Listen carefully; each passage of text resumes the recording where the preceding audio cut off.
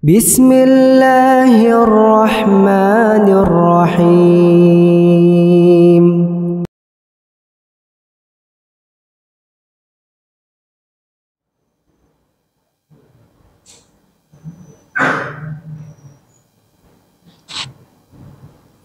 Assalamualaikum warahmatullahi wabarakatuh. Kok cuma 6 orang yang jauh, nggak semangat nampaknya. Belum terhubung hati kita ini nampaknya. Saya tahu lagi supaya hati kita terkoneksi ya, supaya terhubung.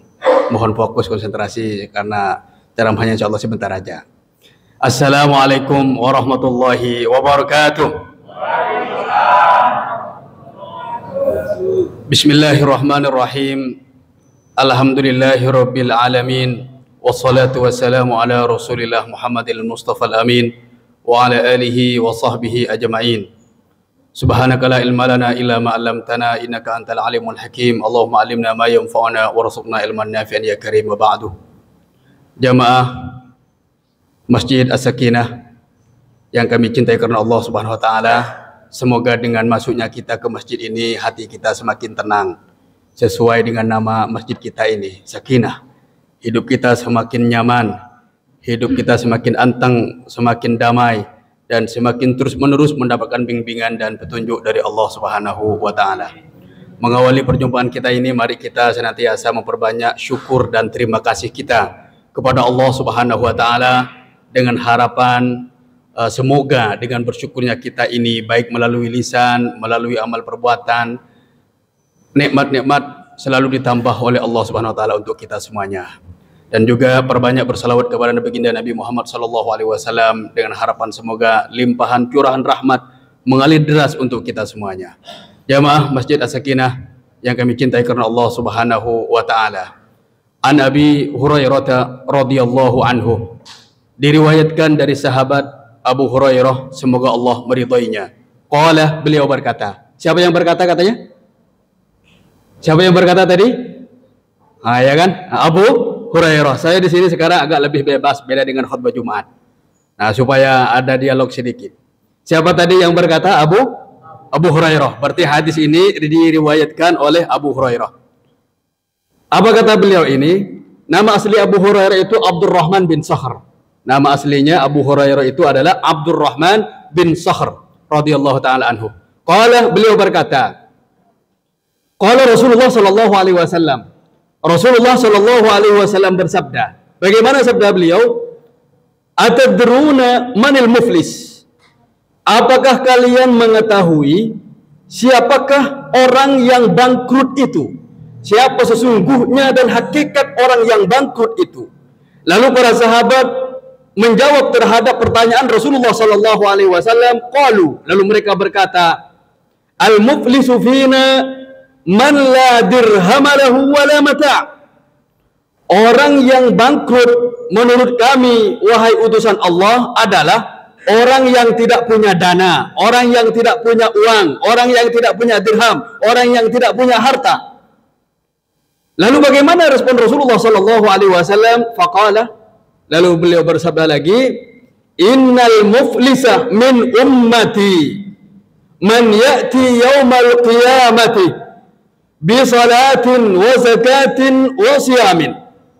Sesungguhnya orang yang bangkrut dari kalangan umatku adalah orang yang datang nanti pada hari kiamat dengan pahala solatnya, kemudian juga dengan pahala zakatnya.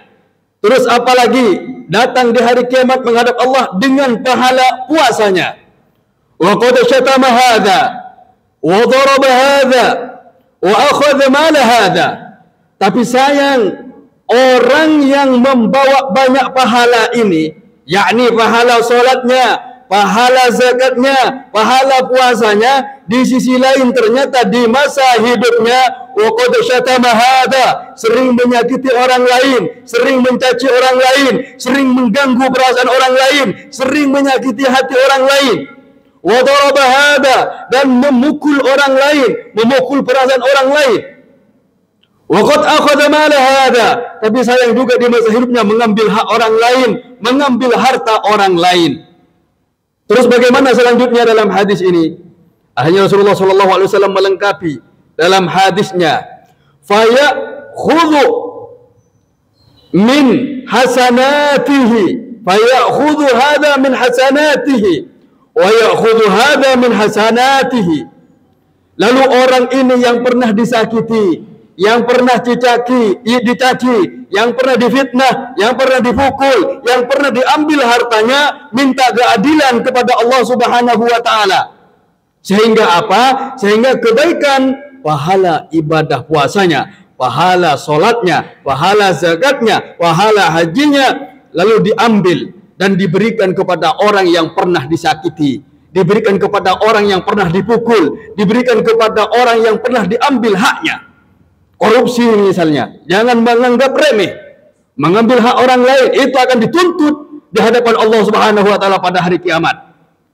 Oleh karena itu, kalau misalnya ada manusia memiliki kesalahan, memiliki dosa terhadap orang lain, pastilah dan usahakanlah untuk meminta maaf. Karena kalau tidak mendapatkan maaf, tidak mendapatkan ampunan dan dosa itu dibawa mati, maka nanti di hadapan Allah akan diminta pengadilan. Dan kebaikannya nanti, kebaikan orang tersebut akan diberikan kepada orang yang diganggu di masa hidupnya, akan diberikan kepada orang yang disakiti di masa hidupnya, akan diberikan kepada orang yang pernah diambil haknya. Makanya Rasulullah disebut bangkrut. Selain kebaikannya di sini diberikan kepada orang yang pernah disakiti, yang pernah diganggu, yang pernah difitnah di dunia ini, lalu orang ini tidak mendapatkan maaf sebelum mati, lalu apa setelah itu? Setelah kebaikannya habis, masih banyak ternyata yang antri, yang menuntut kepada Allah Subhanahu wa taala minta keadilan, minta kebijaksanaan, sementara kebaikannya, pahalanya sudah tuntas habis bersih total karena sudah diberikan kepada orang-orang yang pernah disakiti. Ternyata sudah habis, pahala puasanya habis. Bayangkan bagaimana dengan yang tidak punya pahala. Ini yang punya pahala sudah pahalanya habis, lalu masih banyak yang menuntut keadilan di hadapan Allah Subhanahu wa taala. Terus bagaimana akhirnya? Fayukhadhu min sayyi'atihim faturiha alaihi summa turiha finnar. Lalu setelah kebaikannya ini habis, pahala-pahala yang dia tumpuk, yang ia kumpulkan di masa hidupnya sudah habis karena memang dosa yang ia lakukan sendiri di masa dunia, maka akhirnya orang yang menuntut itu mengembangkan dan memberikan dosanya kepada orang tersebut. Jadi orang-orang yang menuntut, orang-orang yang minta keadilan kepada Allah, diambil dosa-dosa mereka dan diberikan kepada orang yang pernah menyakiti di dunia ini. Kenapa? Karena kebaikannya, pahalanya sudah habis. Akhirnya orang ini harus menanggung dosa orang lain.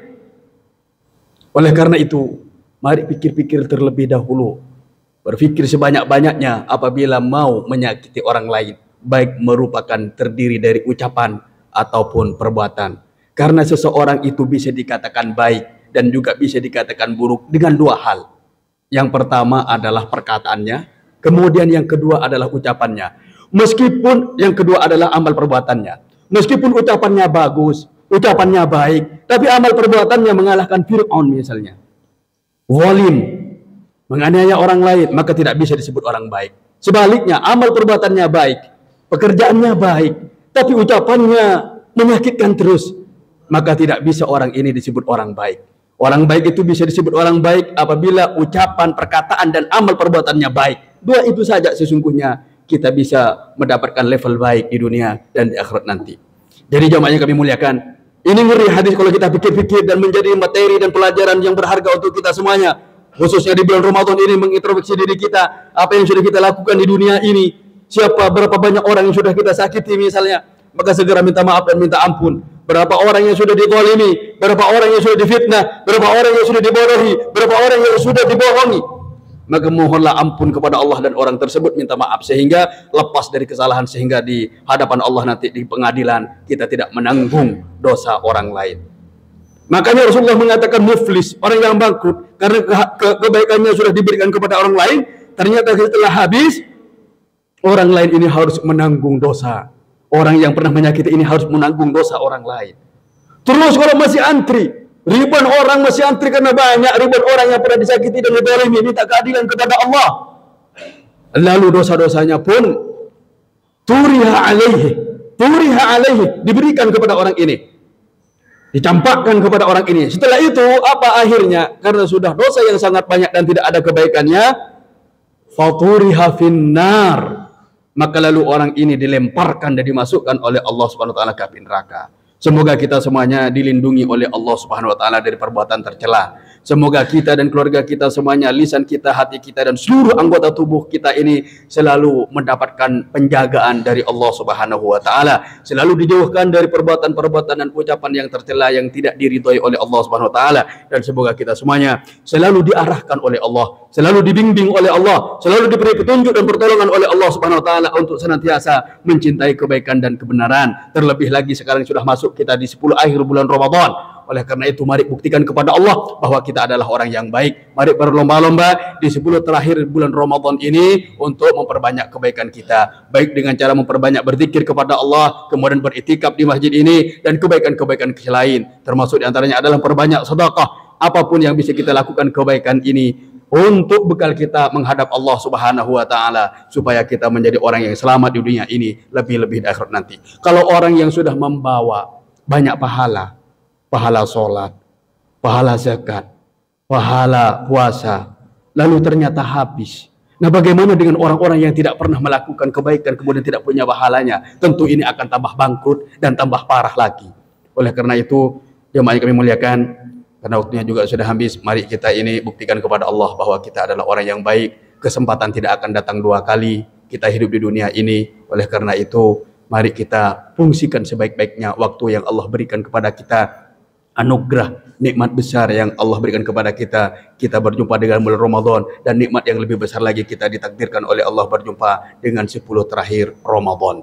Oleh karena itu, mari, tidak ada yang muda, tidak ada yang tua. Kalau sudah waktunya dijemput oleh Allah atau diambil ruh kita ini oleh Allah, maka di masa tidur pun atau di waktu tidur pun juga bisa diambil oleh Allah, meskipun sebelumnya dalam keadaan sehat. Banyak anak-anak itu meninggal mendahului orang tuanya, bahkan banyak cucu-cucu meninggal dunia mendahului kakeknya. Oleh karena itu, tidak yang muda, tidak yang tua, mari bersama-sama berlomba-lomba di 10 terakhir bulan Ramadan ini untuk senantiasa mencintai dan senang dan nyaman terhadap kebaikan dan kebenaran. Semoga kita tidak tergolong kepada orang yang bangkrut. Jamaah yang kami muliakan, selalu mendapatkan pertolongan dari Allah SWT. Terima kasih banyak. Semoga yang singkat ini barokah dan bermanfaat, dan juga semoga berdampak baik dalam kehidupan kita sehari-hari. Barakallahu li wa lakum bil Qur'anil azim wa nafa'ani wa iyyakum bima fihi minal ayati wa qiril hakim. In uridu ila al-islah mastata'tu wa ma taufiqi illa billah alaihi tawakkaltu wa ilaihi unib. Wa sallallahu wasallam ala nabiyyina Muhammad wa ala alihi wa sahbihi ajma'in. Walhamdulillahirabbil alamin. Wassalamualaikum warahmatullahi wabarakatuh.